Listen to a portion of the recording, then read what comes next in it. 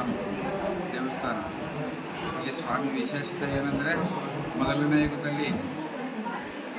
ಯುಗದಿಂದಲೂ ಸ್ವಾಮಿ ಇಲ್ಲಿ ನೆಲೆಸಿದ್ದಾರೆ. ರಾಮಾನುಜಾಚಾರ್ಯರ ಕಾಲದಲ್ಲಿ ಈ ದೇವಸ್ಥಾನ ನಿರ್ಮಾಣ ಆಗಿರುತ್ತೆ. ಪ್ರಹ್ಲಾದದೇವರಿಗೆ ಪ್ರತ್ಯಕ್ಷ. ಅವರು ಪಿತೃಹತ್ಯಾ ದೋಷ ಪ್ರಾಯಶ್ಚಿತ್ತಕ್ಕೆ ಯಾತ್ರಾರ್ಥಿಯಾಗಿ ಬರುವಾಗ ಅವ್ರ ಜೊತೆಯಲ್ಲಿ ತಂದಿದ್ದ ಪೂಜಾ ಸಾಲಿಗ್ರಾಮದಿಂದ ಉದ್ಭವ ಮೂರ್ತಿ.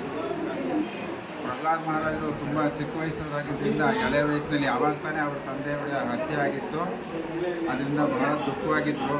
ಮತ್ತೆ ಅದೇ ಸ್ವರೂಪ ತೋರಿಸಿದ್ರೆ ಹೆದರ್ಕೊಂಡ್ಬಿಡ್ತಾರೆ ಅಂತ ಇಲ್ಲಿ ಸೌಮ್ಯ ಸ್ವರೂಪವಾಗಿ ದರ್ಶನ ಕೊಡ್ತಾ ಇದ್ದಾರೆ. ಅವತ್ತಿಂದನೂ ಯೋಗ ಮುದ್ರೆ ದಯಮಾಡಿದ್ದಾರೆ. 2 ಕಾಲು ಅಡ್ಡ ಹಾಕ್ಕೊಂಡು ಅದಕ್ಕೆ ಯೋಗಾಸನ ಅಂತ ಹೆಸರು. ಮಂಡಿ ಮೇಲೆ 2 ಕೈ ಬಿಟ್ಕೊಂಡಿದ್ದಾರೆ. ಮತ್ತು 2 ಕೈಯಲ್ಲಿ ಶಂಖಚಕ್ರ ಧರಿಸ್ಕೊಂಡಿದ್ದಾರೆ. ಅಲಂಕಾರಕ್ಕೋಸ್ಕರ ಮೀಸೆ ಧಾರಣೆ ಆಗಿರುತ್ತೆ. ಮೈಸೂರು ಮಹಾರಾಜರು ಸಮರ್ಪಣೆ ಮಾಡಿರುವ ರೆಕ್ಕೆ ಇರುವಂತಹ ವಿಶೇಷವಾದ ಕಿರೀಟ ಧರಿಸ್ಕೊಂಡಿದ್ದಾರೆ.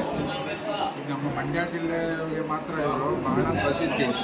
ಸುತ್ತಮುತ್ತ ಇರೋ ಎಲ್ಲ ದೇವರಿಗಿಂತಾನು ಇವರೇ ಪ್ರಸಿದ್ಧಿ. ಎಲ್ಲ ಹರಕೆ ಮುಡಿಪುಗಳು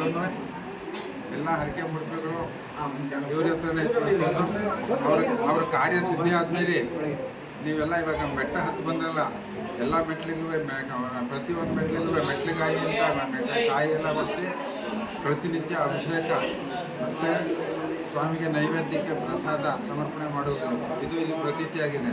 ಮುಖ್ಯವಾಗಿ ಸಂತಾನ ಪ್ರಾಪ್ತಿಗೋಗಿ ಹರಕೆ ಮಾಡ್ಕೊಳ್ಳೋದು ಜಾಸ್ತಿ. ಮೊದಲು ಹರಕೆ ಮಾಡ್ಕೋಬೇಕು. ಮಕ್ಕಳಾದ್ಮೇಲೆ ಬಂದು ಇಲ್ಲಿ ಶಾಸ್ತ್ರಕ್ಕೆ ನಾಮಕರಣ ಮಾಡಿಸ್ಕೋಬೇಕು. ನಂತರ ಮೊದಲು ಬೇಡಿಕೊಂಡಿದ್ದಂತೆ ಇಲ್ಲಿಗೆ ತೊಟ್ಟಿಲು ಸಮರ್ಪಣೆ ಮಾಡುವುದು. ತೊಟ್ಟಿಲು ಕಟ್ಟುವುದು ಭಾಳ ವಿಶೇಷತೆ. ಅದಕ್ಕೋಸ್ಕರನೇ ಇಲ್ಲೊಂದು ಚಿಕ್ಕ ಜಾತ್ರೆ ನಡೆಯುತ್ತೆ ಕಾರ್ತಿಕ ಮಾಸದಲ್ಲಿ. ಅಷ್ಟತೀರ್ಥೋತ್ಸವ ಅಂತ, ತೊಟ್ಟಿಲು ಮಾಡೋತ್ಸವ ಅಂತ ದೀಪಾವಳಿಯಾಗಿ 10ನೇ ದಿನ ನಡೆಯೋದು ವಾಡಿಕೆ.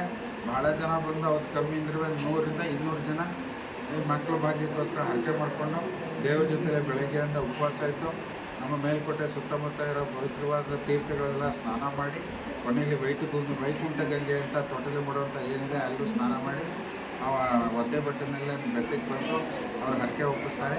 ಅವತ್ತು ಮಾತ್ರ ಅವ್ರಿಗೆ ಇಲ್ಲಿಗೆ ಪಿಂಡ ಪ್ರಸಾದ ಅಂತ ಒಂದು ರಾತ್ರಿ ಕೊಡ್ತಾರೆ.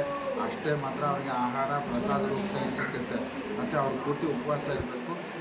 ಮತ್ತು ಮೊದಲೇ ಹೇಳಿದ ಥರ ಅವ್ರಿಗೆ ಮಕ್ಕಳಾಗಿದ್ದ ತಕ್ಷಣ ಇಲ್ಲಿ ಬಂದು ತೊಟ್ಟಿಲು ಸಮರ್ಪಣೆ ಮಾಡೋದು ಮಾಡಿ ಭಾಳ ಬೇಡ್ಕೊಂಡಿದ್ದೆಲ್ಲ ಹರಕೆ ಮಾಡ್ಕೊಂಡಿದ್ದೆಲ್ಲ ಅನುಗ್ರಹ ಮಾಡೋ ಮಟ್ಟಿ 1 ವರ್ಷದೊಳಗೆ ಏನೇ ಹರಕೆ ಇದ್ರೂ ಅವ್ರಿಗೆ ಅನುಕೂಲ ಆಗುತ್ತೆ ಅಂತ ಪ್ರತಿ ಅಷ್ಟು ನಂಬಿಕೆ ಇದೆ. ಪ್ರಸಿದ್ಧಿ ನರಸಿಂಹ ಯೋಗ.